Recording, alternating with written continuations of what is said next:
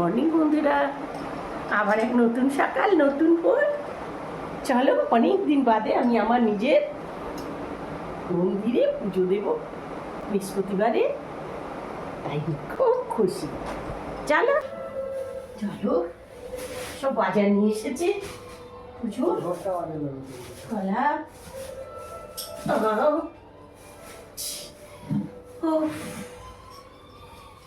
এইগুলো মালা, ফুল সব এখানে।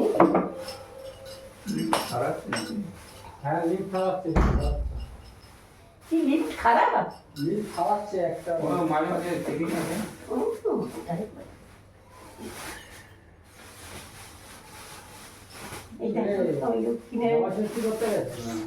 সোমনাথের পেলে কত দূরে পড়েছিলাম।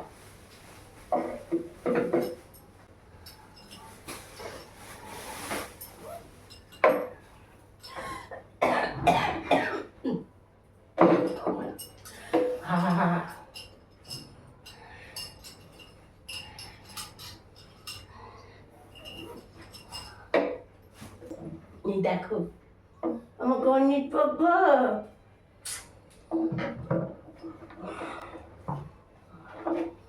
এই দেখো আমার ভোলা। দেখো এবার রাধা কৃষ্ণকে স্নান করাচ্ছি। অনেকটা ভারী তো, আমি নামিয়ে স্নান করাতে পারি না, তাই এখানে জল দিয়ে মুছে দিচ্ছি। গামলার মধ্যে বসিয়েই দেখো আমি লক্ষ্মী নারায়ণকে স্নান করিয়ে দিচ্ছি। স্নান হয়ে গেলে ছোট্ট ছোট্ট গামছা দিয়ে গাটা মুছিয়ে দিয়ে তাড়াতাড়ি করে কাপড় জামাগুলো পরিয়ে দিচ্ছি। আচ্ছা, এইবার চিন্তা করবো ভালো হবে না। তারপরেই দেখো এবার মালা টালা পরিয়ে সাজিয়ে চূড়া টুড়া দিয়ে এবার চন্দনটা পরিয়ে দিচ্ছি। চন্দন আর সিঁদুর পরিয়ে দেব।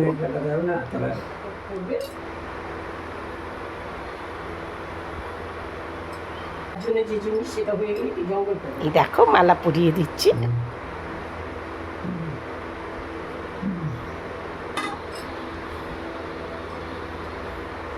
মালার চূড়া পরালে এত সুন্দর লাগে না আমার লক্ষ্মীনারায়ণকে, তোমরা একবার দেখবে, দারুণ লাগছে।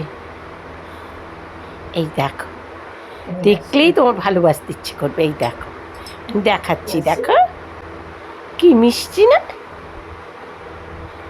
আসলে ভিডিওটা ঘোলা হয়ে গেছে গো, তোমাদের কষ্ট করে দেখাতে পারিনি। এরপরে কোনো একদিন তোমাদের আমি দেখিয়ে দেব। চলো এবার আসনে রেখে দিচ্ছি। এবার দেখো এই হলো বাবা ভোলা। এবার বাবা ভোলাকে দেখো আদর করে, দেখো আদর করে বাবা ভোলাকে স্নান করিয়ে রেখে দিলাম। বন্ধ খোলা একটু করবে।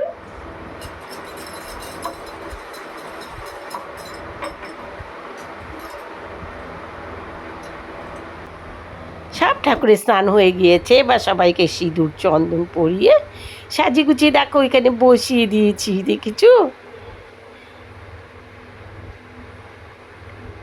দেখতে পাচ্ছ ওখানে 3 মা কালী রয়েছে।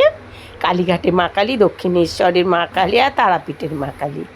আর ওখানে রয়েছে আমার বাবা ভোলা, আর তার সাদা রয়েছে ওটা লিঙ্গ। এই পাশে লক্ষ্মীনারায়ণ আর এই পাশে রয়েছে গণেশ বাবা। সবাই চুপ করে স্নান টান করে বসে গিয়েছে। এখানে রয়েছে আমার ধনলক্ষ্মী, সেও দেখো চুপ করে বসে আছে সাজুগুজু করে। মোটামুটি সাজুগুজু হয়ে গিয়েছে, এবার ভোগটা দিতে হবে। এটাই হলো সময়।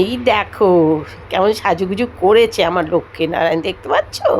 মালা টালা পরে চূড়া টুড়া নিয়ে একেবারে সুন্দরভাবে সাজুগুজু করে বসে গেছে জায়গা মতো। এবার চলো পুজোর ব্যবস্থা করি। আজকে যেহেতু বৃহস্পতিবার, বৃহস্পতিবারে ঘরটা বসাতে হবে, সেই জন্যে ঘরটাকে আমি সাজিয়ে নিয়েছি আগেই। সেই ঘরটাকে আমি এখন এখানটাতে পেতে দেব। এই দেখো আরেকবার করে আমি দেখিয়ে দিলাম বাবাকে। আর ইনি হলেন আমার গুরুদেব, বালক ব্রহ্মচারী, ইনি হলো আমার গুরুদেব। আর পাশেই রয়েছে দেখো লোকনাথ ব্রহ্মচারী, আর এই পাশ দিয়ে রয়েছে ওপর দিয়ে মা সরস্বতী। এই দেখো মা সরস্বতী, আর পাশে যে ঘরটা দেখতে পাচ্ছ ওটা মা মনসা। এটা হলো তোমার বিপত্তারিণী দুর্গা। 18টা হাত আছে জানো বিপত্তারিণী ঠাকুরের। আমি মাসে একটা পুজো করি না, এই বিপত্তারিণীরই পুজো করি। আর তার পাশেই রয়েছে রাধা কৃষ্ণ। এই দেখো কি সুন্দর মিষ্টি দেখতে, দেখতে পাচ্ছ চুপ করে কি সুন্দর দাঁড়িয়ে রয়েছে।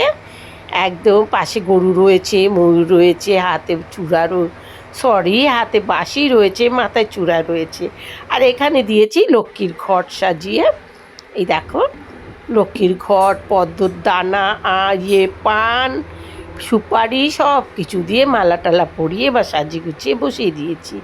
এরপরেই রইল ফলমূল সাজিয়ে পুজো দেওয়ার পালা। স্নান টান তো হলো, এবার তো খেতে দিতে হবে না ঠাকুরকে, না খেতে দিলে কি খাবে। চলো এবার খাবারের ব্যবস্থা করছি। এখানে প্রদীপ জ্বালিয়ে দিয়েছি, দেখো ধূপকাঠি আর প্রদীপ। আর এখানে সব ফল সাজানো হয়ে গেছে। এখানে দেখো চাল, কলা, লিচু, আম, আর গ্লাসে করে দিয়েছি জল। পুজো শেষ হলে আরতি করে নিচ্ছি। এখানে দেখো ধূপকাঠি আর প্রদীপ দিয়ে আরতি করছে। কর্পূরটা যে কোথায় রয়েছে, কর্পূরটা পেলাম না। কর্পূরটাও দিতে হয় আরতির টাইমে, আমি কর্পূরটা দিতে পারলাম না। চলো পুজো শেষ হয়ে গেলে এবার রইল প্রণামের পালা। এবার প্রণাম করে মাথায় ঘোমটা দিয়ে প্রার্থনা করে নিচ্ছি ঠাকুরের কাছে। প্রার্থনা শেষ হলেই চলো আজকের ব্লগটা এখানেই রাখবো। আজকে আমি পুজো দিয়েই ব্লগটা দিলাম। আজকে ব্লগটা এখানেই রইল। তোমাদের ভিডিওটা কিন্তু লাইক শেয়ার কমেন্ট করতে হবে, আর আমার পরবর্তী ভিডিওগুলো দেখতে হবে।